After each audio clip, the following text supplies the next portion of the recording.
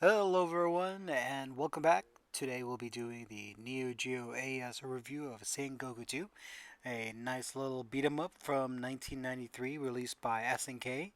Of course, ported over to the Neo Geo CD, and was even released on the PlayStation 2 as part of the Sengoku anthology. Of course, not here in the United States, but over in Japan, and was even released in Windows. Of course, the Neo Geo arcade version was re-released over in Japan on the Virtual Console on the Wii on November 12th. It also is now currently available as part of the ACA archives, the Neo Geo series. They can pick up for the Xbox One, PlayStation 4, Nintendo Switch, and even on Steam now. And after a scant 2 years, this game was released in February of 1993, whereas the original was released in February of 1991. Was of course released in Japan at April 9th, 1993, North America on the same date, and even in Europe. Was released on Neo Geo CD in 1995 and over in North America on Neo Geo CD back in 1996. The gameplay for this game is very similar to most beat 'em ups from that time. Uh, the gameplay itself is a little bit more speed up. The character animation and flow is a little smoother. The hitboxes are a bit better. Again, still very similar. One of the biggest changes, as you can see from the video, especially for those that watched my first video, now your character will always have a sword. In the original game, you actually could only get that when you picked up the orbs. This time around, you can use actually all four buttons. One attack button is for a vertical slash, and the other button is for a wide slash. The C button is always a jump, and D now, of course, uses the special trick attack. Part of the new gameplay additions also is being able to hop onto horseback, and you can still transform into three different characters. Still the staff wielding Tengu warrior, a ninja that throws shurikens, and also the wolf, all from the first games. The collectible orbs are still here, of course, healing your character, enhancing your attack abilities, and of course enhancing your different forms. And you can even dodge and block blows. Finally added. Fireballs, if you press the A, B, and C together, can also be released. Also in you sever attack, if you press B, when you basically has a unique death animation once they cut or sever their enemies. And with that quick overview out of the way, it's getting to the kind of real meat and potatoes of my overview. The overall feel of this game. I think Sengoku 2 is actually a better game than the first one. It's not hard to see why. Even though the sprites are smaller, the animation is smoother, there's a little bit less of a delay, plus actually being able to use all four buttons this time around, and the development of a little bit better as far as depth in regards to the gameplay and attacks definitely does help. Now this game has definitely aged much better thanks to the gameplay variety of using all four buttons. The smaller sprite I think helped with the extra frames of animation. Of course, as a standard beat 'em up, your characters or the enemies that you face are still pretty much the same characters or a palette swap of the same character. The gameplay didn't, really deviate much from the original.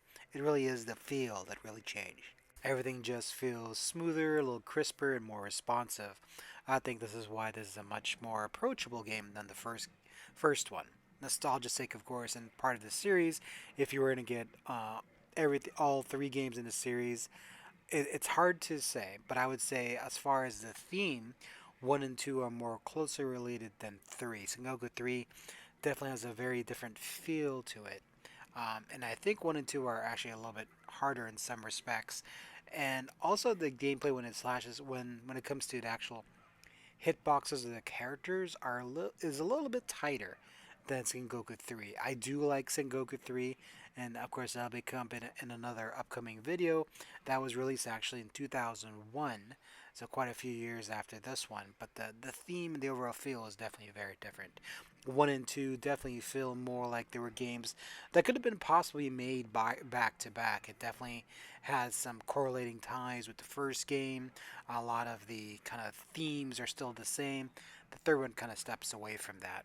The sound effects are pretty solid. As with anything, I probably would have liked a little bit more bass. The music this time around is a little catchier. It's still not going to be in one of my, top five beat 'em up soundtracks that I've ever listened to, or soundtracks in general. But it definitely does its job. It keeps you hyped and amped up for the gameplay ahead. And like most beat 'em ups, it's definitely a lot of fun, or actually a lot more fun when you're playing at least two players. As you can see, the graphics have moved much faster, and of course, as I mentioned, that does affect the gameplay. Overall, I think if you had to pick only one and collect maybe some of the best beat 'em up games, especially if you want to get one from each series, I think two would probably be up there, with three being the next runner up. And I will let you know why when you see the Sengoku 3 video, which will be uploaded more than likely sometime this week. Of course, you can pick this up physically for the MVS or NEO Geo AES systems. Again, unfortunately, being a retro fan, if you're buying or starting your collection now, it is a bit harder as prices have gone up. That said, if you just wanted to harken back and take a step back into yesteryear and play just a good, solid beat 'em up, um, especially I would say this one is equal to Mutation Nation and Robo Army for the SNK beat 'em ups. I definitely recommend getting this from the arcade archives, whether that be on the Xbox, PS4/PS5, or of course a Nintendo Switch. And I'm sure, as you've heard me say ad nauseum, I do prefer the Switch just because then you can play it anywhere you want on the go, especially if you bring your Switch with you or a Switch Lite. Hard to go wrong, especially with the price of this game being only $7.99. Fingers crossed. I am still hoping that SNK partners with an LRG or Pixel Love. I would love for them to make a retro but newer version of the Neo Geo, like a mini Neo Geo AES system, but using actual carts. Would still love to see that.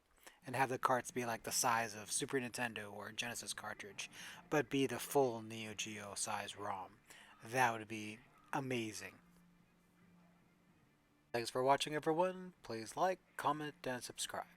Till Sengoku 3.